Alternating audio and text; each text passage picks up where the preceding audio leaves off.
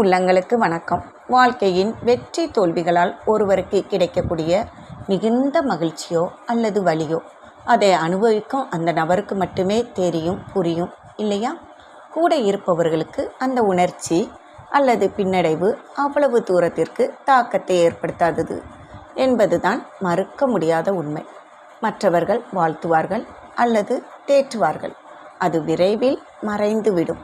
ஏனென்றால் அனுபவிப்பவர்களுக்கு தான் அது தெரியும். அந்த நேரத்தில் உடன் இருப்பார்கள், பிறகு அவர்கள் காரியங்களை கவனிக்க சென்று விடுவார்கள்.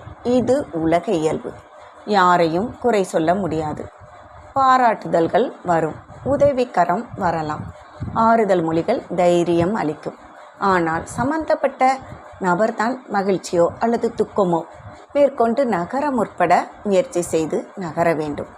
எல்லா நிகழ்வுகளும் அந்த நேரத்தோடு முடிவடைந்து அடுத்த நிகழ்வு அல்லது நடவடிக்கைக்கு எதிர்பார்த்து காத்து கொண்டு இருக்கிறது.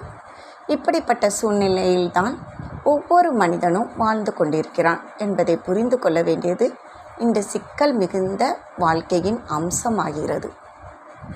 எப்பொழுதும் எல்லா நேரங்களிலும் உதவிக்கு மனிதர்கள் கிடைப்பார்கள் என்று கூற முடியாது. அப்படி இருக்கையில் பாதிக்கப்பட்ட நபர் என்ன செய்யலாம்? யாரை நாடலாம்? யாருடன் பேசலாம்? அந்த நபர் பேசக்கூடிய ஒரே ஒரு இடம் என்ன தெரியுமா? அவனது உள்மனம்தான். பல வகை பிரச்சனைகள் இருந்து காப்பாற்ற நம் உள்மனதிலிருந்து எச்சரிக்கை வந்து கொண்டுதான் இருக்கிறது. ஆனால் அவ்வகை எச்சரிக்கைகளை புரிந்து கொள்ளாமல் இருப்பதும் அல்லது அலட்சியப்படுத்துவதும் சிலரின் இயல்பாகவே இருக்கிறது. நடந்து முடிந்த பிறகு நினைத்து வருந்துவது பலன் அளிக்காது. ஒரு சிலரது உள்மனது கூறியபடி ஒரு குறிப்பிட்ட பதிலை கூறாமலோ அல்லது வேலையை செய்யாமலோ தவிர்த்து அதற்கான பலனை அனுபவித்த தருணங்கள் ஏராளமாக இருக்கும். உள்மனது முக்கியமாக எச்சரிக்கை கொடுக்கும் பணியை செய்கின்றது. அதை எப்படி என்பதை இங்கே அறிந்து கொள்ளலாம். பதட்டப்படாமல் சிந்திக்க பழக வேண்டும். முடிந்த வரையில் சிறிது குறிப்பிட்ட நேரம் தனிமையில் அமர்ந்து பிடித்த மகிழ்ச்சியான நிகழ்வுகளை நினைவு கூர்ந்து கொள்ள வேண்டும். பிறர் நன்மைகளுக்காக உண்மையான பிரார்த்தனை செய்ய வேண்டும்.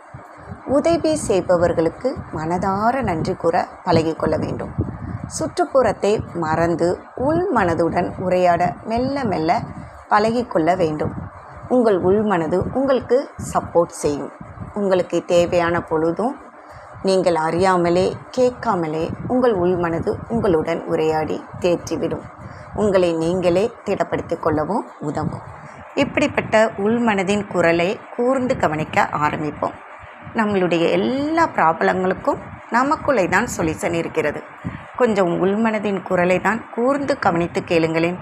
உங்களுக்கு நிச்சயம் உதவும் உங்கள் உள்மனம். வாழ்க்கை நிற்கட்டும். நன்றி. மீண்டும் சந்திப்போம்.